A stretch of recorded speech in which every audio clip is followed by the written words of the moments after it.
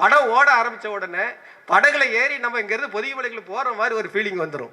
கடன்னு போய் இழுத்துட்டு போய்கிட்டே இருக்கும். அங்கே பார்த்தீங்க அப்படின்னா ஒரு இடத்துல யானை நின்று நம்ம மேலே தண்ணி தெளிக்கும். அப்போ பார்த்தீங்கன்னா நம்ம மேலே தண்ணி தெளிக்கும். அந்த மாதிரி ஒரு விஷயம் வேற எங்கே இல்லைங்க. நான் வெளிநாட்டை பற்றி சொல்லலை. திருநெல்வேலியில் ரெட்டியார்பட்டி மலையில் நம்ம பொருணி அருங்காட்சியத்தை பற்றி தான் சொல்லிக்கிட்டு இருக்கேன். நீங்கள் அங்கே போய் பார்த்தீங்கன்னா திடீர்னு ஒரு இடத்துல பார்த்தீங்கன்னா தேனீச்சு நிற்கும். தேனீச்சு பறக்கும். தேனீச்சு பறந்த உடனே நம்மளாம் நினைப்போம், ஆகா தேனீச்சு பறக்குதே அப்படின்னு நினைப்போம். நம்ம காலுக்குள்ளே ஏதோ தேனீச்சு பறந்த மாதிரி இருக்கும். இந்த மாதிரி உணர்வுபூர்வமான ஒரு அருமையான தேட்டர் வந்து உருவாக்கியிருக்கிறாங்க. ஐவகை நிலங்களை நம்ம காட்சிப்படுத்துற மாதிரி எந்த மாவட்டத்தில் இருக்கவங்களும் ஐவகை நிலங்களை பேச முடியாது. நீங்கள் திருநெல்வேலியில் மட்டும்தான் அந்த ஐவகை நிலங்களை பேச முடியும். நாங்கள் தூத்துக்குடி மாவட்டத்தில் நாங்கள் மலைகளை இரவலுக்கு வாங்கி நாங்களும் அங்கே பேசிக்கிட்டோம் ஐவகை நிலங்கள்னு சொல்லி. ஆனால் மற்ற இடத்துல சேமேரியமாக சொல்லிக்கிறாங்க. அது மற்ற இடத்துல யாருமே இரவல் வைங்க இந்த ஐவகை நிலங்க இருக்குன்னு சொல்ல முடியாது. யாருக்குமே பாலைவனம் இருக்காது. பாலைவனம் இருக்கக்கூடிய தேரிக்காடு தான் நாகரிகம் தோன்றுவதற்கு காரணமாக இருந்தது அப்படின்னு சொல்லி மிக அருமையாக அந்த வீடியோ விளக்கம் கொடுத்துருவாங்க. அதுக்கப்புறம் அனைவருக்கும் வணக்கம். இன்று 2ஆம் நாள். நெல்லை என்றாலே புத்தக திருவிழா என்றால் மிகவும் சந்தோஷமான ஒரு விஷயம் என்று தான் நினைப்போம். தற்பொழுது நம்மளது தமிழக அரசு மாவட்டம் தோறும் இந்த மாதிரி புத்தக கண்காட்சியை நடத்தி கொண்டிருக்கிறார்கள். ஆனால் முன்பு சென்னையில் மட்டும்தான் புத்தக கண்காட்சி நடக்கும். அந்த வேளையிலும் கூட நெல்லையிலே புத்தக கண்காட்சி நடத்தி காட்டியவர்கள் தான் நெல்லையை சேர்ந்த இலக்கியவாதிகள். பெரும்பாலுமே நெல்லை என்றாலே எல்லையில்லா அளவிற்கான எழுத்தாளர்கள் உண்டு. இதற்கெல்லாம் காரணம் என்ன என்று கேட்டால் தாமிரபரணி தண்ணீர் என்று தான் சொல்வார்கள். தாமிரபரணி தண்ணீரை குடித்தாலே அறிவு வளர்ந்து விடும் என்பது சான்றோர்களுடைய வாக்கு. அதனால தான் பார்த்தீங்கன்னா இங்கே பிறந்த எல்லா கவிஞர்களுமே பார்த்தீங்கன்னா உலக அளவில் பெயர் பெற்று நிற்பாங்க. தாமிரபரணி தண்ணீருக்கு அவ்வளவு மவுசு. ஏன்னா அது தோன்றக்கூடிய பொதிகை மலைக்கு ஒரு பெரிய வரலாறே இருக்கிறது. இமயமலை கூட கொஞ்ச நாளைக்கு முன்னால் கடல் கோளில் தான் தோன்றுச்சு அப்படின்னு சொல்லுவாங்க. ஆனால் பொதிகை மலை உலகம் தோன்றும் போதே தோன்றிய மலை என்று சொல்வார்கள். உலகம் தோன்றிய காலத்தே தோன்றிய மலை தான் பொதிகை மலை. அந்த பொதிகை மலை உச்சியிலே தமிழும் தோன்றியிருக்கிறது, தென்றலும் தோன்றியிருக்கிறது, தாமிரபரணியும் தோன்றியிருக்கிறது. அதனால தான் பார்த்தீங்க அப்படின்னு சொன்னால் மதுரையை ஆண்ட பாண்டிய மன்னன் பொருண்டைமலை உச்சியிலே புறப்படும் தென்றல் என்று அழகாக கவி பாடுவான். சோழ மன்னனும் விட்டு கொடுக்க மாட்டான். சோழ மன்னனை பார்த்தீங்க அப்படின்னு சொன்னால் அவன் வந்து தஞ்சை மாநகரில் இருந்து கொண்டு பொதிகையோடு அதாவது தென்றலோடு உடன் பிறந்தால் செந்தமிழ் தமிழால் அப்படின்னு சொல்லி அவன் அழகாக ஒரு பாட்டு பாடுவான். ஆக பொருணையையும் பொதிகையையும் விட்டுவிட்டு எந்த ஒரு வரலாறையும் எழுதிவிட முடியாது. அதனால தான் இன்றைக்கு நம்மளுடைய தமிழக முதல்வர் இந்திய வரலாற்றை எழுத வேண்டும் என்று சொன்னால் நாம் எழுத வேண்டிய இடம் எது அப்படின்னு சொன்னால் நம்மளுடைய தமிழ் நிலப்பரப்பில் இருந்து தான் அப்படி சொன்னார். தமிழ் நிலப்பரப்பு அப்படிங்கிறதுக்கு உதாரணம் எது அப்படின்னு சொன்னால் நம்மளுடைய பொருணை நாகரிகம். பொருணை நாகரிகத்தை நான் எங்கே இருந்து தொடங்க அப்படின்னு சொல்லி நினைக்கும் போது எனக்கு நிறைய விஷயங்கள் கண்ணுக்குள்ளே வந்து விழுந்துக்கிட்டே இருக்கும். அதுக்கு முன்னால் நம்மளுடைய மாவட்ட ஆட்சித்தலைவருக்கு வந்து நான் நன்றியை தெரிவித்துக் கொள்கிறேன். ஒரு வகையில் பார்த்தீங்கன்னா நம்மளுடைய அன்பு தம்பி வரவேற்பாளர் சொன்ன மாதிரி நான் வந்து ஒரு போராளி. தாமிரபரணிக்காகவும் ஆதிச்சநல்லூருக்காகவும் ஒரு பக்கம் போராடக்கூடிய போராளியர். ஆனால் தமிழுக்காக போராடிய காரணத்தினால் எனக்கு வந்து ஆட்சித்தலைவர் எல்லாம் உதவியாக இருக்கிறார்கள். இந்த மாதிரி ஒரு வாய்ப்பு வந்து உலகத்தில் யாருக்குமே கிடைக்காது. யாருக்குமே கிடைக்காது. ஏன்னு கேட்டீங்க அப்படின்னா போராட்டமும் வழக்கு போடுறவங்களும் ரோட்டில் நின்று கத்திக்கொண்டே இருப்பார்கள். அவங்க வந்து என்றைக்குமே அரசுக்கு கூட போய் உட்கார்ந்து வேலைகளை செய்ய மாட்டார்கள். ஆனால் எனக்கு அந்த வாய்ப்பு கிடைத்தது. அந்த வாய்ப்பை தந்தவள் யார் என்றால் தாமிரபரணி. நம்மளுடைய ஆட்சித்தலைவரை பொறுத்தவரை தாமிரபரணிக்காக நிறைய விஷயங்களை செஞ்சுக்கிட்டு இருக்கிறாங்க. கிட்டத்தட்ட ஒரு 25 வருடங்களுக்கு பிறகு மருதூர் மேலக்கால் மருதூருக்கு மேலே நம்ம திருநெல்வேலியில் இருக்கக்கூடிய 4 கால்வாய்களை சுத்தப்படுத்துவதற்கான அனைத்து வேலைகளும் செய்தாங்க. அதனால் இந்த பொது மேடையில் அவங்களுக்கு வந்து நான் நன்றியை தெரிவித்துக் கொள்கிறேன். அதற்கு பிறகு பார்த்தீங்க அப்படின்னு சொன்னால் அவருடன் இணைந்து பணியாற்றக்கூடிய அனைத்து நண்பர்களும் இந்த புத்தக கண்காட்சியெல்லாம் பார்த்தீங்க அப்படின்னு சொன்னால் ஒரு 15 நாளுக்குள்ளே ஏற்பாடு செய்யப்பட்டது. இந்த 15 நாளுக்குள்ளே அவங்க வந்து பேச்சாளர்களை போட்டு அந்த பேச்சாளர்களுக்கு மட்டும் இல்லாமல் அவ்வளோ பேருக்கும் எல்லா வாய்ப்பையும் கொடுத்து அதோட அவ்வளோ பேரையும் அழைத்து அதெல்லாம் செய்யறது அப்படின்னு சொன்னால் சாதாரண காரியம் இல்லை. எனக்கு ரொம்ப பெருமை. என்னுடைய மண்ணின் மைந்தனாக இருக்கக்கூடிய மாரி ராஜா எல்லாம் இதில் ஒரு முக்கிய பொறுப்பில் இருந்து அதை செய்யும் பொழுது மிக பெருமையாக இருக்கிறது. ஏன்னா அந்த நாகரிகம் அப்படிங்கிற ஒரு விஷயத்தை வந்து நான் வெளியே கொண்டு வரும்போது இந்த புத்தக கண்காட்சி நடக்கக்கூடிய அந்த விஷயத்தை நான் வெளியே கொண்டு வரணும். அதே மாதிரி நெல்லை எழுத்தாளர்கள் இங்கே இருக்கிறது வந்து பாப்பா குடியா இருக்கிறாங்க, தம்பான் இருக்கிறாங்க, பேர் சொல்கிற மாதிரி சிற்பி மாமா இருக்கிறாங்க, எங்களுடைய பட்டிமன்ற பேச்சாளர் ஐயா இருக்கிறாங்க, அப்புறம் அந்த டவுன்ல இருந்து வந்திருக்கக்கூடிய எங்கள் ஜெயபாலன் ஐயா இருக்காங்க, பாவனி ஐயா இருக்காங்க, நம்ம கடவுள் சுப்பிரமணிய ஐயா இருக்காங்க. இவங்க எல்லாம் இணைந்து இந்த புத்தக கண்காட்சியை கொண்டு போகிற விதம் இருக்கு பாருங்க, என்னை புல்லரிக்க வச்சிருங்க. ஏன்னா நான் வந்து தூத்துக்குடி மாவட்டத்தை சேர்ந்தவன், தூத்துக்குடியில் புத்தக கண்காட்சி நடத்தும் போது கூட இருந்திருக்கிறேன். இவங்க மேடையில் இருக்கக்கூடிய ராஜேந்திரன் ஐயா தான் ஆரம்ப காலத்தில் பார்த்தீங்க அப்படின்னு சொன்னால் அந்த 9வது புத்தகம் கண்காட்சின்னு போடுறோம்ல, இந்த புத்தக கண்காட்சியை வந்து நடத்துவதற்காக ஆரம்பத்திலே ஒவ்வொரு வாய்ப்புகளையும் ஏற்படுத்தி கொடுத்தவங்க. இவங்க எல்லாருமே பார்த்தீங்க அப்படின்னா ஒரு பரந்த மனப்பான்மையோடு இருந்து நெல்லை புத்தக கண்காட்சி நடத்துகிற அந்த பாடத்தை படித்து தான் மற்றவங்க மற்ற பக்கத்தில் கொண்டு போய் புத்தக கண்காட்சியெல்லாம் நடத்தணும். அது வந்து நல்லா தெரியும். தூத்துக்குடி புத்தக கண்காட்சி நடத்தும் போது அது எப்படி இருக்கும் அப்படின்னு சொல்லி ஜெயமேரி அம்மா வந்திருக்கிறாங்க, நம்மளுடைய கவிஞர் மணிமுடி செல்வன் வந்திருக்காங்க, அவங்களுக்கெல்லாம் தெரியும். ஆனால் இவங்களை எல்லாரையும் பார்த்தீங்க அப்படின்னு சொன்னால் இது நெல்லையில் மட்டும் பார்த்தீங்கன்னா ஒரு எல்லையில்லாத ஒரு ஆனந்தம் கிடைக்கிது அப்படின்னு சொன்னால் புத்தக கண்காட்சிக்கு தான். அந்த திருநெல்வேலி புத்தகத்தில் இருக்கக்கூடிய எல்லா நபர்களையும் அழைத்து செய்யக்கூடிய விஷயம் நல்ல விஷயம். இங்கே ஒரு கிருஷி அப்படிங்கக்கூடிய ஒரு ஐயா இருக்காங்க. அந்த ஐயாலாம் பார்த்தீங்க அப்படின்னா சோல்லா பையை தூக்கி போட்டுட்டு அப்படியே ஒரு ரவுண்டு வந்துக்கிட்டே இருப்பாங்க.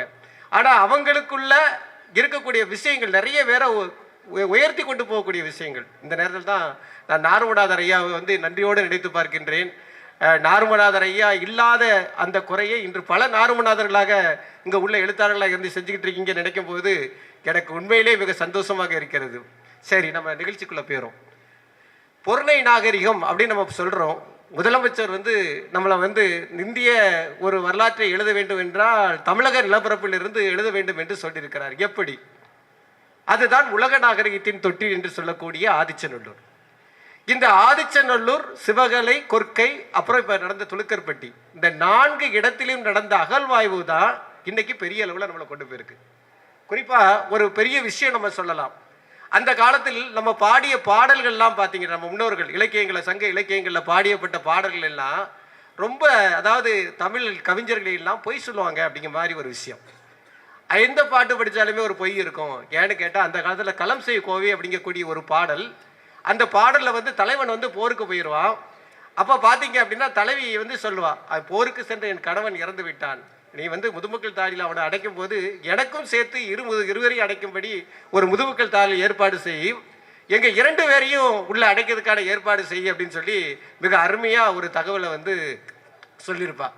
இதெல்லாம் சொல்கிறாங்க. அது எப்படிங்க ஒரு முதுமக்கள் தாடிக்குள்ளே ஆணையம் பண்ணி அடைக்க முடியுமா? அப்படி 2500 வருஷம் நம்ம கேள்வியை கேட்டுக்கிட்டு தான் இருந்தோம். ஆனால் ஆதிச்சநல்லூரில் நடந்த அகழ்வாய்வின் போது ஒரு முதுமக்கள் தாலிக்குள் 2 பேர் இருக்கப்பட்ட அந்த ஒரு அருமையான எலும்புக்கூடுகள் கிடைச்சது. அது யார் அப்படின்னா ஒரு ஆணும் ஒரு பெண்ணும். அப்போ சங்க இலக்கியத்தில் பாடப்பட்ட அந்த பாடல்கள் எல்லாம் உண்மை என்று உணர்த்தியது எது அப்படின்னு பார்த்தா தொல்லியல். அந்த தொல்லியல் இன்று புறநெவெளி நாகரிகத்திலே வந்த காரணத்தினால தான் இன்றைக்கு நிறைய விஷயங்கள் நமக்கு வெளியே வந்துக்கிட்டே இருக்குது. ஆதிச்சநல்லூர் வந்து 1874 டாக்டர் ஜாகூர் அவர்கள் அகழ்வாய்வு செய்யும் போது இங்கே கிடைச்ச பொருள்களை எல்லாம் கொண்டு போய் பெர்லின் நகரில் போய் அருங்காட்சியம் வச்சுக்கிட்டார்.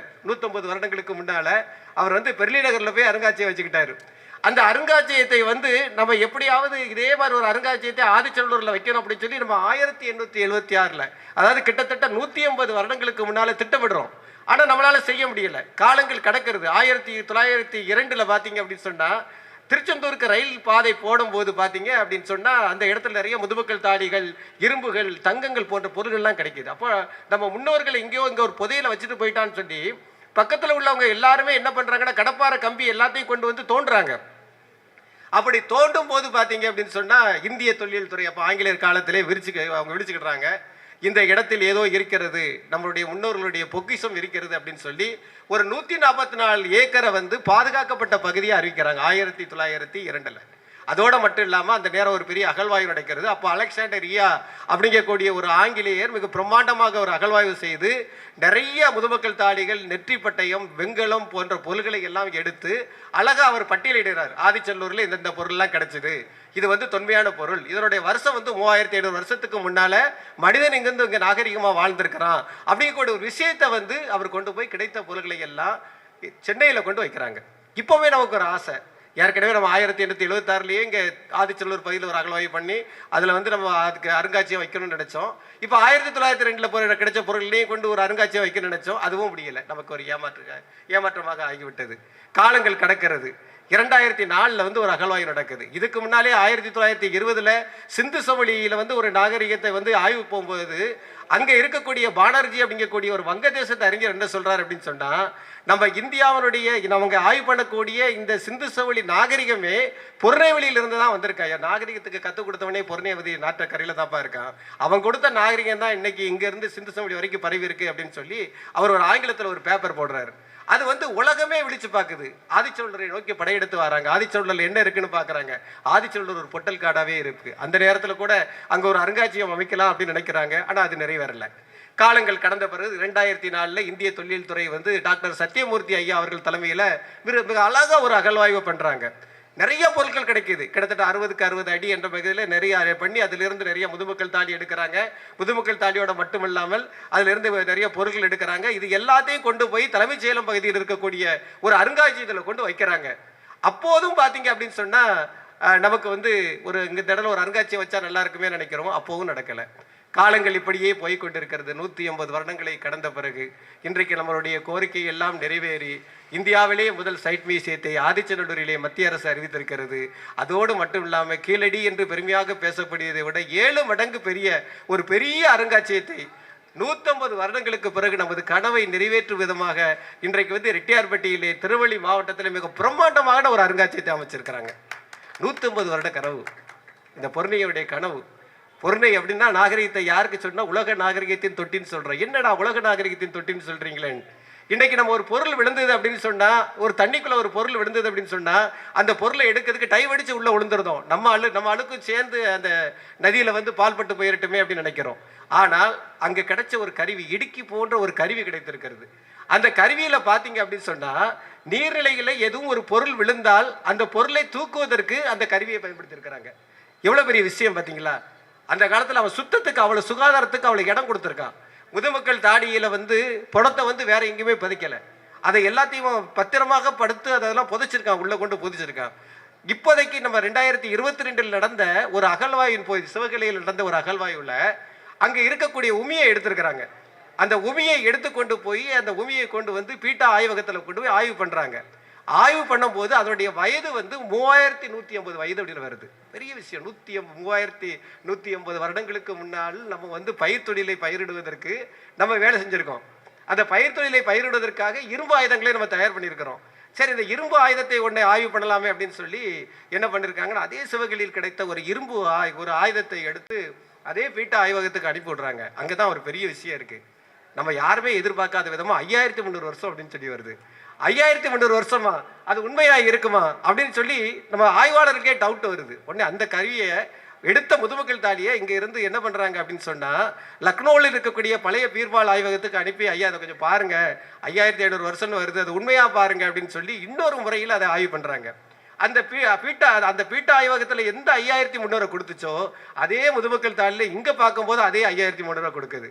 சரி, இதுவும் டவுட்டாக இருக்குது, இன்னொரு இடத்துல பார்ப்போம் அப்படின்னு சொல்லி பூனாவுக்கு அனுப்பி அங்கேயும் பார்த்தா அதுவும் 5300 கொடுக்குது. இன்றைக்கு 5300 அப்படிங்கிறது தான் உலகத்திலே இரும்போட பழமை. ஆக நம்ம உலகத்திலேயே பழமையான இரும்பு நாகரிகத்தை கொண்டது யார் அப்படின்னு சொன்னால் நம்ம பொருணவெளி நாகரிகத்தை சேர்ந்த நம்ம தான். இது மறக்கவே முடியாது. அவ்வளவு பெரிய விஷயத்தை வந்து நம்ம ரொம்ப ரொம்ப பிரமாதமாக சொல்லிட்டு இன்னைக்கு எப்படியோ போய் ஏதோ உலகத்தில் இருந்த மாதிரி நம்ம இருந்துகிட்டு இருக்கோம்.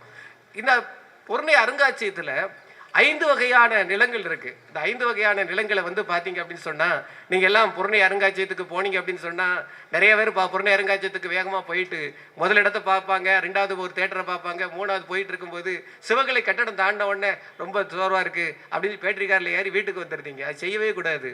நீங்கள் பொருணை அருங்காட்சியகத்துக்கு போனீங்கன்னா நீங்கள் ஒரு நாள் உங்களுக்கு விடுமுறை. அந்த ஒரு நாள் நீங்கள் வந்து 5500 வருஷத்துக்கு முன்னால் இருந்த மனிதரோட வாழ போகிறீங்க. அந்த ஒரு நாள் முன்னோர்கள் கூட நீங்கள் வாழ போகிறீங்க. அதனால் உங்களை தயார்படுத்திடணும். கிட்டத்தட்ட சொல்லப்போனால் செல்ஃபோனை ஆஃப் பண்ணி வச்சிடணும். நீங்கள் பொதிகைமலை உச்சியில், நாங்கள் வந்து பொதிகைமலை உச்சியில் தாமிரபரணி தோன்றக்கூடிய இடத்துக்கு போவோம். 3 நாள் சொல்லப்போனால் 2 நாள் இரவு, 3 நாள் பகல் நாங்கள் நடந்தே போவோம். பெரிய நடைபயணமாக இருந்தது. தாமிரபரணி தோன்றக்கூடிய இடத்துக்கு போகும்போது பார்த்தீங்கன்னா நிறைய இடத்துல அட்டை கிடைக்கும். அந்த அட்டைக்கடியை தாண்டி போனோம்னா புலிகளுடைய சரணாலயம், புலிகள் வந்துரும்பாங்க.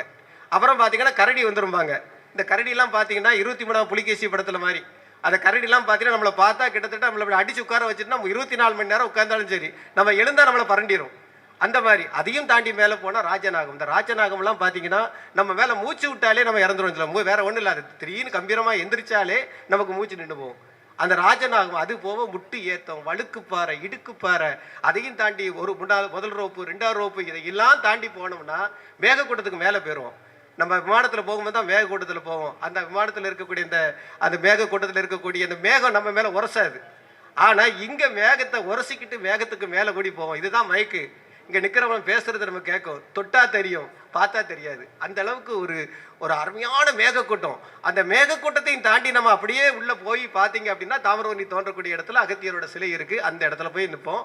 அதுதான் தென்றல் தோன்றிய இடம்னு சொல்லுவாங்க. அதுதான் தமிழ் தோன்றிய இடம். ஏன்னா தமிழ் இலக்கியம் எழுதிய அகத்திய பெருமான் அங்கே இருக்கிறனால அதான் தமிழ் தோன்றிய இடம் அப்படின்னு சொல்லுவாங்க. தாமிரபரணியும் தோன்றிய இடம் அதுதான். அந்த இடத்துல போய் நிற்கும் போது நம்ம செல்போன் 3 நாள் மறந்துருப்போம். இந்த 3 நாளும் செல்போன் மறந்த காரணத்தினால அந்த இடத்த போய் நம்ம ரசித்து பார்த்துக்கிட்டு இருப்போம். சொர்க்க லோகம் அப்படின்னு சொன்னால் அது தாமிரபரணி தோன்றக்கூடிய இடம் தான். அதை ரசித்தவங்க பார்த்தீங்கன்னா வருடம் வருடம் போகணும் அப்படின்னு சொல்லுவாங்க. அந்த அளவுக்கு மிக முக்கியமான ஒரு இடம் தாமிரபரணி தோன்றக்கூடிய இடம். ஓங்கி வளர்ந்த மலருங்கள். இந்த மரத்தெல்லாம் அன்றைக்கு இருந்த ஒரு ஆட்சித்தலைவர் காலத்தில் தான் இன்றைக்கி அது காத்திருக்கு. இன்றைக்கி நம்ம பக்கீல் துறை அப்படிங்கிறத நம்ம பொருணவெளி நாகரிகத்தில் பக்கீல் துறை அப்படிங்கக்கூடிய கலெக்டரை நம்ம மறந்துடக்கூடாது. பக்கீல் துறை கலெக்டர் தான் என்ன பண்ணியிருக்காரு அப்படின்னு சொன்னால், அந்த காலத்தில் மாஞ்சோலி அந்த பகுதியில் போய் எஸ்டேட் போட்டிருக்காங்க பார்த்தீங்களா, அதே மாதிரி 150 வருஷத்துக்கு முன்னாலே எஸ்டேட்டை போடணும் அப்படின்னு சொல்லி பிளான் பண்ணி தாமிரபரணி தண்ணி சுவையில் தேயிலை ரொம்ப நல்லா இருக்குது, வெளிநாட்டில் இருந்து ரொம்ப மதிப்பாக இருக்குது, வெளிநாட்டில் ரொம்ப மரியாதையாக இருக்குது, அதனால் இந்த எப்படியாவது இதை காட்டை பூரா அழித்து தேயிலை போட்டுறணும் அப்படின்னு சொல்லி ரொம்ப பிளான் பண்ணி நம்மளுடைய முன்னோர்கள் அந்த வேலையெல்லாம் செஞ்சுட்டு இருக்கும்போது அப்போ கலெக்டராக இருந்தவர் பக்கீல் துறை. அவர் தான் நம்ம நெல்லை கலெக்டராக இருந்திருக்காரு. மெர்கோரி அப்படிங்கக்கூடியவர் சேர்மாதேவியில் சப் கலெக்டராக இருந்திருக்காங்க. அந்த ஐயா 2 பேரும் சேர்ந்து என்ன பண்ணியிருக்காங்கன்னா இங்கிலாந்தில் போய் ஒரு தடை உத்தரவு வாங்கியிருக்காங்க. பொதிகை மலையில் காட்டை அழிச்ச அப்படின்னா இந்த 200 வருஷத்தில் தாமிரபரணி பாலைவனம் ஆயிரும். பாலைவனம் ஆகிட்டா ஒருங்கிணைந்த நெல்லை மாவட்டம் அதுக்கப்புறம் சகாராவா ஆயிரும் அப்படின்னு சொல்லி ஒரு ஸ்டே வாங்கியிருக்காங்க. அந்த ஸ்டே வாங்கிய காரணத்தினால இன்றைக்கு பொதிகை மலையில் ஓங்கி வளர்ந்து நிற்கக்கூடிய அந்த மரங்களால் தான் இன்றைக்கி தாமிரபரணி வற்றாத ஜீவநதியாக இருக்குது. அந்த மேகக்கூட்டமும் அப்படியே அழகாக நம்ம மேலே இன்றைக்கி போய்கிட்டு இருக்கோம். அதே மாதிரி 3 நாள் நாங்கள் செல்போனையே மறந்துடுவோம், வீட்டை மறந்துடுவோம். அதே மாதிரி நீங்கள் ஒரு நாள் செல்போனை தூக்கி ஓரத்தில் வச்சுட்டு பொதிகை மலைக்கு நம்ம பொருணை அருங்காட்சியகத்துக்குள்ளே போயிடணும். இந்த பொருணை அருங்காட்சியகத்தில் போனீங்க அப்படின்னு சொன்னால் முதல் அரங்குக்கு போன உடனே அந்த பொருணை அருங்காட்சியம் எப்படி உருவானது என்று எல்லாம் காட்டுவாங்க. அதுலேயே நான் சொன்னேன் அந்த உமி வச்சிருக்கக்கூடிய இடத்த காட்டுவாங்க, அப்புறமா இரும்பு வச்சிருக்கக்கூடிய இடத்த காட்டுவாங்க, 5 வகை நிலங்களை காட்டுவாங்க, தாமிரபரணி ஓடி வரக்கூடிய இடத்த காட்டுவாங்க. அப்படியே பார்த்தீங்கன்னா 2வதுக்கு போனீங்கன்னா சிவகலையில் உள்ள இரும்பு உலைகளை எப்படி உருக்குனாங்க எல்லாம் காட்டுவாங்க. ஆதிச்சநல்லூர் அரங்குக்கு போனீங்கன்னா ஆதிச்சநல்லூரில் நம்ம இப்போ இங்கே கிடைச்ச பொருள்கள் மட்டும் இல்லை, 1902 அலெக்சாண்டர் ரியா இங்கேருந்து கொண்டு போனார் பார்த்தீங்களா, அந்த பொருளையும் கொண்டு வச்சிருக்கிறாங்க. நமக்கு நம்ம நினைச்சது, அதாவது 1902 கொண்டு போன பொருளை கொண்டு வரணும்னு நினைச்சது, அந்த விஷயத்தையும் வச்சிருக்கிறாங்க. அதையும் தாண்டி நம்ம கொற்கைக்கு போய் முடிச்சுட்டு வந்துடக்கூடாது. அதுக்கு பிறகுதான் உங்களுக்கு பெரிய ஒரு அற்புதமான ஒரு அதிசயமான ஒரு விஷயத்தை அங்கே செஞ்சுருக்கிறாங்க. இதுக்காக நான் 3 பேருக்கு நான் நன்றி சொல்லணும். நம்மளுடைய அமைச்சர், அதுக்கு முழுவதும் கஷ்டப்பட்டு உழைத்த அமைச்சர் தங்கம் திணர் ஐயாவுக்கு முதல்ல நன்றி சொல்லணும்.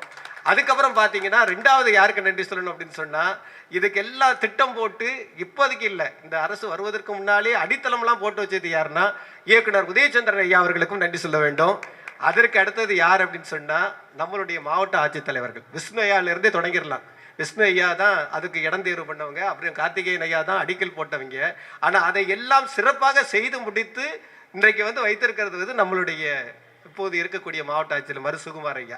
இவங்களெல்லாம் நம்ம மறக்கவே கூடாது நம்ம வாழ்க்கையில் ஏன்னு கேட்டால், பொருணை அருங்காட்சியம் என்ற ஒரு அருங்காட்சியத்தை இன்றைக்கு இங்கே வச்சிருக்காங்க அப்படின்னு சொன்னால் இது யாருக்குமே கிடைக்காதது. நீங்கள் போய் கீழடியில் போய் பாருங்கள், கீழடியை விட 7 மடங்கு பெருசு. இப்போ நான் சொல்கிற விஷயத்த சொல்லியிருந்தேன். அதனால் நீங்கள் என்ன பண்ணணும் அப்படின்னா, அதுக்கு அடுத்தால தான் உங்களுக்கு முக்கியமான விஷயம். அங்கே ஒரு பைடி திரையரங்கம் அப்படின்னு சொல்லி ஒரு திரையரங்கம் இருக்குது. அந்த திரையரங்கத்துக்குள்ளே ஒரு 15 நிமிஷம் ஒரு படம் காட்டுவாங்க. அந்த படத்தை நீங்கள் போய் பார்க்கணும் கண்டிப்பாக. யார் நிறைய பேர் பார்த்தீங்கன்னா பொருணை அருங்காட்சியத்தை பார்த்துட்டேன் அப்படின்னு சொல்லி சுரேஷ் கூட வீடியோ போட்டுருந்தார். அனைவரும் அந்த அருங்காட்சியத்தில் போனாரா போலையான்னு தெரியல. நான் சொன்ன இடத்துக்கு போயிருக்க மாட்டார். அவர் கண்டிப்பாக அங்கே போகணும். நமக்கு போன ஒன்று ஒரு கண்ணில் கிளாஸை மாட்டிடுவாங்க. கிளாஸை மாட்டிட்டு அழகாக உள்ளே போய் ஒரு சேரில் உட்கார வச்சுருவாங்க. படம் ஓட ஆரம்பிக்கும். படம் ஓட ஆரம்பிச்சு கொஞ்ச நேரத்தில் நல்லா பிடிச்சிக்கிடுங்க, கையை பெல்ட் போட்டுக்கிடுங்கன்னாங்க. நான் விமானத்தில் இறந்து பெல்ட்டெல்லாம் போட்டுக்கிடுங்க அப்படிம்பாங்க. என்னடா திடீர்னு பெல்ட் போட்டு சொல்கிறாங்களேன்னு சொல்லி நம்ம அதிசயமாக பார்த்துட்டு இருந்தா, படம் ஓட ஆரம்பித்த உடனே படகுல ஏறி நம்ம இங்கேருந்து பொதிகைமலைகளுக்கு போகிற மாதிரி ஒரு ஃபீலிங் வந்துடும். கடன்னு போய் இழுத்துட்டு போய்கிட்டே இருக்கும். அங்கே பார்த்தீங்க அப்படின்னா ஒரு இடத்துல யானை நின்று நம்ம மேலே தண்ணி தெளிக்கும். அப்போ பார்த்தீங்கன்னா நம்ம மேலே தண்ணி தெளிக்கும். அந்த மாதிரி ஒரு விஷயம் வேற எங்கே இல்லைங்க. நான் வெளிநாட்டை பற்றி சொல்லலை. திருநெல்வேலியில் ரிட்டையர்பட்டி மலையில் நம்ம பொருணி அருங்காட்சியத்தை பற்றி தான் சொல்லிக்கிட்டு இருக்கேன். நீங்கள் அங்கே போய் பார்த்தீங்கன்னா திடீர்னு ஒரு இடத்துல பார்த்தீங்கன்னா தேனீச்சு நிற்கும், தேனீச்சு பறக்கும். தேனீச்சு பறந்த உடனே நம்மளாம் நினைப்போம், ஆகா தேனீச்சு பறக்குதே அப்படின்னு நினைப்போம். நம்ம காலுக்குள்ளே ஏதோ தேனீச்சு பறந்த மாதிரி இருக்கும். இந்த மாதிரி உணர்வுபூர்வமான ஒரு அருமையான தேட்டர் வந்து உருவாக்கியிருக்கிறாங்க. ஐவகை நிலங்களை நம்ம காட்சிப்படுத்துற மாதிரி எந்த மாவட்டத்தில் இருக்கவங்களும் ஐவகை நிலங்களை பேச முடியாது. நீங்கள் திருநெல்வேலியில் மட்டும்தான் அந்த ஐவகை நிலங்களை பேச முடியும். நாங்கள் தூத்துக்குடி மாவட்டத்தில் நாங்கள் மலைகளை இரவலுக்கு வாங்கி நாங்களும் அங்கே பேசிக்கிட்டோம் ஐவகை நிலங்கள்னு சொல்லி. ஆனால் மற்ற இடத்துல சேமேரியமாக சொல்லிக்கிறாங்க. அது மற்ற இடத்துல யாருமே இரவல் வைங்க இந்த ஐவகை நிலங்க இருக்குன்னு சொல்ல முடியாது. யாருக்குமே பாலைவனம் இருக்காது. பாலைவனம் இருக்கக்கூடிய தேரிக்காடு தான் நாகரிகம் தோன்றுவதற்கு காரணமாக இருந்தது அப்படின்னு சொல்லி மிக அருமையாக அந்த வீடியோ விளக்கம் கொடுத்துருவாங்க. அதுக்கப்புறம் அதை விட்டு வெளியே வருவோம். வெளியே வரும்போது இதில் ஒரு விஷயம், சாப்பிடாம யாரும் போயிடாதீங்க. சாப்பிடாம போட உங்களுக்கு மயக்கம் வந்துடும்.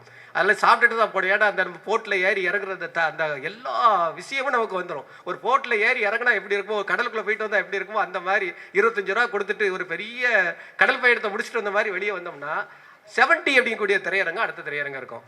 இந்த திரையரங்கம் போன உடனே திரையெல்லாம் இருக்காது. அப்போ நம்ம திரையெல்லாம் இல்லை, ஒன்றுமே நம்ம பெரிய அளவில் காட்ட மாட்டாங்க போலன்னா ஒரு கண்ணாடியை விட்டு கொண்டு போடாங்க.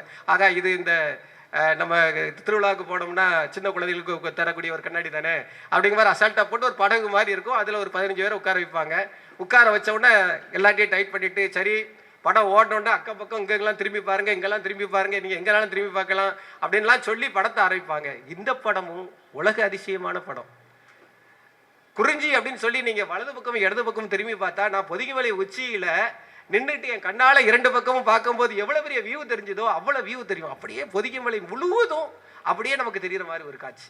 அதுக்கப்புறம் பார்த்தீங்கன்னா கடலை போய் பார்த்தீங்கன்னா கடலை காட்டும்போது பார்த்தீங்கன்னா கடலில் முத்து குளிக்கும் போது நம்மளும் சேர்ந்து முத்து குளிக்க உள்ளே போயிடும். கடன்னு உள்ளே போயிடும். முத்து குளிக்கும் போது நம்மளும் சேர்ந்து உள்ளே போயிடும். கடற்கரைக்கு போகிற மாதிரி சீன் வருதுன்னா கடற்கரையில் மாதிரி காற்று அடிக்கும் நம்ம மேலே. கடற்கரை காற்று, அந்த உப்பலை காற்று நம்ம மேலே அடிக்கும்.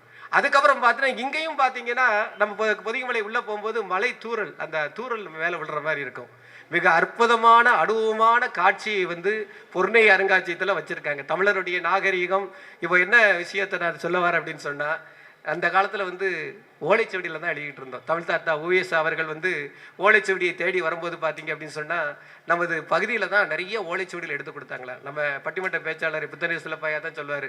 எப்படி சொன்னாருன்னா, ஆழ்வார்த்தடி பக்கத்தில் ஒரு ஓலைச்சுவடியை தேடி போகும்போது ஒரு குழந்தை வந்து சொல்லிச்சா நிறையா மேடையிலேருந்து நிறைய கொடி பாருங்கள், இதெல்லாம் உங்களுக்கு தேவைப்படுமா பாருங்கள். அதுதான் 10 பாட்டு அப்படிங்கக்கூடிய ஒரு நூலாக இருந்தது அப்படின்னு சொல்லுவாங்க. அதே மாதிரி பார்த்தீங்க அப்படின்னு சொன்னால் காலங்கள் அப்படியே மாறுது. காலங்கள் மாற பார்த்தீங்கன்னா ஓலைச்சுவடியை பூரா புத்தகமாக ஆக்கிட்டோம். புத்தகமாக ஆக்கி நிறைய புத்தகம் படிப்போம். எல்லாருமே புத்தகம் படிக்கிறத பார்த்தீங்கன்னா பயங்கரமாக புத்தகம் படிச்சுக்கிட்டே இருந்தோம். இப்போவும் புத்தகத்தை படின்னு சொல்லி இன்றைக்கி அரசு வந்து புத்தகத்தை படிப்பதற்காக நிறைய புத்தக கண்காட்சி எல்லாமே போட்டுக்கிட்டு இருக்கோம். ஆனால் புத்தகத்தை படிப்பது என்னன்னா ஒரு சவாலான விஷயம்தான். படிக்க வைக்கிறது ஒரு பெரிய சவாலான விஷயம்தான். காலங்கள் மாறுது, அது எல்லாம் டிஜிட்டலில் மாறுது. இப்போ எங்களுடைய புத்தகங்கள்லாம் நாங்கள் டிஜிட்டலில் கொடுத்துக்கிட்டு இருக்கோம். அப்போ தான் பிள்ளைகளுக்கு தெரியுது. இப்போ அதையும் போய் பார்த்தீங்கன்னா சின்ன குழந்தைகளை கூட சேர்ந்து நாங்கள் தமிழ் வரலாற்றை மாற்றதுக்கு இப்போ ரீல்ஸ் போட்டுக்கிட்டு இருக்கோம். எனக்கு இதுக்கு யார் எனக்கு முன்னோடி அப்படின்னு சொன்னால் நம்ம டாக்டர் பிரேம்சந்தர் ஐயா தான்.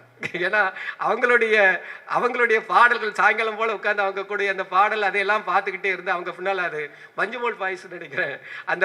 அதெல்லாம் பார்க்கும்போது பார்த்தீங்கன்னா அதே மாதிரி நம்ம செய்யணும்னு சொல்லி இப்போ நான் சொல்லக்கூடிய இந்த விஷயங்கள்லாம் இப்போ ரீல்ஸில் போட்டுக்கிட்டு இருக்கோம். ஆனால் எனக்கு சந்தோஷமான விஷயம் ஒன்றுன்னா என் புத்தகம் எத்தனை விற்றுருக்கு அப்படின்னு எனக்கு தெரியல. ஆனால் ஒரு மாதத்தில் பார்த்தீங்கன்னா அந்த ரீல்ஸ் வந்து 3 மில்லியன் பேர் பார்த்துருக்காங்க. ஆக இது எதுக்கு அப்படின்னு சொல்ல வரேன் அப்படின்னா நம்ம வந்து நமக்கு தக்கடி மாறிடணும். அதாவது ஒரு காலத்தில் வந்து ஒரு இடத்துல 4 பேருக்கு உட்காந்து பேசுகிறோம் அப்படின்னு சொன்னால் அந்த பேச்சு வந்து அந்த 4 பேரோடு முடிந்து போய். ஆனால் இன்றைக்கி நம்மளுடைய புத்தக கண்காட்சியில் இந்த பேசப்படக்கூடிய இந்த விஷயத்தை அழகாக லைவ் போட்டுருக்கிறாரு நம்மளுடைய அன்பு தம்பி. அதோடு மட்டும் இல்லாமல் இன்னும் கொஞ்ச நாள் கழிச்சு இதெல்லாம் அப்படியே கட் பண்ணி ஒவ்வொரு பேச்சாக போட்டு தனித்தனியாக போடுவார். அதை இன்றைக்கி வந்து உலகம் மாறிக்கொண்டு இருக்கிறது. இந்த மாறிக்கொண்டிருக்கின்ற உலகத்தில் நம்ம பழமையை மறக்கக்கூடாது. நீங்கள் என்னதான் இருந்தாலும் பழமையை மறந்து பொதிகையும் மறந்து பொருணையும் மறந்து எல்லாமே எனக்கு உள்ளதா அப்படின்னு போனதுனால இருக்குது. நான் கடந்த ஒரே ஒரு விஷயத்தை மட்டும் சொல்லிட்டு முடிச்சுக்கிட்டேன். கடந்த தடவை நான் திருச்சிக்கு போயிருந்தேன். என்னுடைய நண்பருக்காக திருச்சிக்கு போயிருந்தேன். அந்த நண்பரை பற்றி ஒரு விஷயத்த சொல்லணும். கொய்த்தில் வந்து ஒரு நிகழ்ச்சி நடத்திருந்தாங்க, என்னையும் கூட்டிகிட்டு போயிருந்தாங்க. அங்கே நாங்கள் தாமிரவரணியும் ஆதிச்சநல்லூர் தான் என்னை கொய்த்து வரைக்கும் கூட்டு போச்சு. அங்கே அவங்க கொண்டாடிய விஷயம் என்ன அப்படின்னு சொன்னால் தமிழருடைய பண்பாடான வேஷ்டியையும் சட்டையும். அங்கே போய் நிற்கிறோம், எங்களுக்கும் வேஷ்டி சட்டை. நானும் நம்ம மொடமுடி யூனிவர்சிட்டியில் டாக்டர் சுதாகர் ஐயாவும் போயிருந்தோம். எங்களுக்கும் வேஷ்டி சட்டை, அங்கே வந்தவங்களும் வேஷ்டி சட்டை போட்டிருந்தாங்க. எல்லாருமே தமிழில் தான் பேசணும் அப்படின்னு சொல்லி தமிழ்லேயே பேசிக்கிட்டு இருந்தாங்க. அங்கே ஒரு அருங்காட்சியம், அந்த அருங்காட்சியத்தில் பார்த்தீங்க அப்படின்னு சொன்னால் நம்மளுடைய திண்ணை அங்கே இருந்துச்சு. நம்ம திண்ணை அங்கே இருந்துச்சு. நான் அதில் ஓடி போய் உட்காந்து ஒரு படத்தை எடுத்துகிட்டு ஓடியே வந்தேன். அங்கேயும் அருங்காட்சியங்கள் வச்சுருந்தாங்க. அந்த அருங்காட்சியத்தில் நான் பார்த்த படத்தோட 7 மடங்கு பெருசு தான் நம்ம பொருணையில் பார்த்தது. அதனால தான் நான் சொல்கிறேன், உலகத்தெல்லாம் தாண்டிட்டோம், உலக அளவில் தாண்டிட்டோம். எனக்கு திருநெல்வேலி அப்படின்னு சொன்னால் மார்த்த டிக்கெட் அளவுக்கு நம்ம தாண்டிட்டோம். இந்த நேரத்தில் தான் நான் அந்த திருச்சி விஷயத்தை சொல்கிறேன். அவர் வீட்டு கல்யாணத்துக்கு போயிருக்கும் போது தான் திடீர்னு என் செல்ஃபோனை இங்கே வச்சுட்டேன். ஒரு 20 நிமிஷம் செல்ஃபோன் இல்லைன்னா என் உலகமே போயிட்டு. நான் யாரு கூடயும் தொடர்பு பண்ண முடியல, யார் நம்பரையும் எனக்கு பார்க்க முடியல, நான் எங்கே இருக்குன்னு சொல்ல முடியல. நான் போகணும் மண்டபத்துக்கு நான் எப்படி போவேன்னு தெரில. நினச்சி பார்த்தேன், நான் 1986 மும்பைக்கு போகும்போது செல்ஃபோனும் இல்லை, ஒன்றும் இல்லை. என்னை தேடி உறவினர்கள் வந்து ரயில்வே ஸ்டேஷனில் அழகாக கூட்டிகிட்டு போனாங்க. நான் போக வேண்டிய இடத்துக்கு போய் சேர்த்தாங்க. ஆனால் இப்போ செல்ஃபோன் இருக்குது, எல்லாம் இருக்குது. கிட்டத்தட்ட 1 மணி நேரம் போராடி அதிலிருந்து 1/2 கிலோமீட்டர் இருக்கக்கூடிய ஒரு அறைக்கு என்னால் போக முடியல. அதனால் என்னதான் இருந்தாலும் சரி, என்னதான் புதுமை வந்தாலும் சரி, எவ்வளோ புதுமைக்கு வந்து எந்தத்த செல்ஃபோனில் போய் நம்ம உலகத்திலே போய் நிலாவை தட்டி பிடிச்சாலும் சரி, நம்மளுடைய உண்மையான பாரம்பரியம் நமக்கு தெரிஞ்சால் மட்டும்தான் நம்ம வாழ முடியும் அப்படின்னு சொல்லி நல்ல வாய்ப்பை தந்த உங்கள் அனைவருக்கும் நன்றி கூறி விடைபெற்றுக்கிறேன். நன்றி, வணக்கம்.